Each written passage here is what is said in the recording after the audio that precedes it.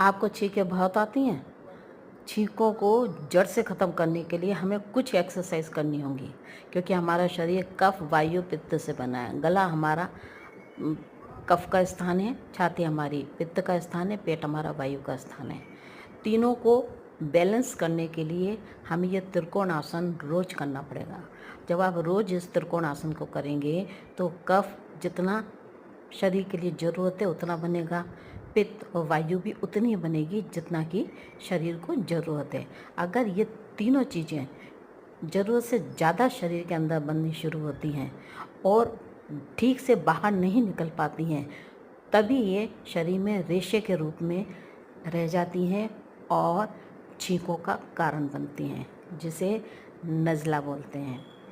कफ जब ज़्यादा होता है तो कफ जब शरीर के अंदर ज़्यादा होता है तो कफ से संबंधित बीमारियां, सर्दी, जुखाम, गले में टॉन्सिल्स होना, माइग्रेन, शोल्डर फीस, सर्वाइकल, काफ़ी सारी प्रॉब्लम्स ये खड़ी करता है। इसके लिए आपको त्रिकोण आसन रोज करना है। इसे त्रिकोण आसन कहते हैं।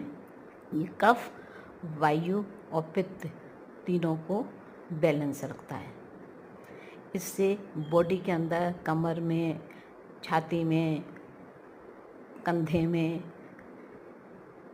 गर्दन पे जो भी रेशा है वो सारा घुलेगा और वो किसी भी फॉर्म में, चाहे यूरिन हो, चाहे मोशन हो, चाहे कफ हो, किसी भी फॉर्म में वो शरीर से बाहर आ जाएगा। गला, गले में अगर आपके रेशा फंसा है तो वो सांस की प्रॉब्लम खड़ी कर सकता है।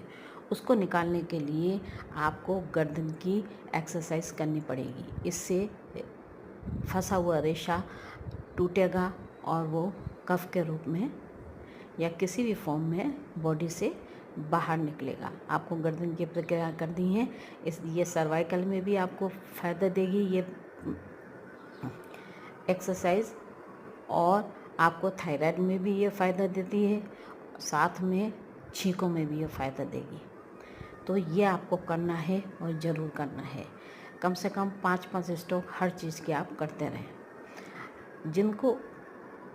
जिनका कंधा फीस हो जाता है, यहाँ पर जब रेशा जम जाता है तो वो कंधे फीस का नाम दे दिया जाता है, शोल्डर फीस का नाम दे दिया जाता है। इस तरह से आपको ये एक्सरसाइज करनी है।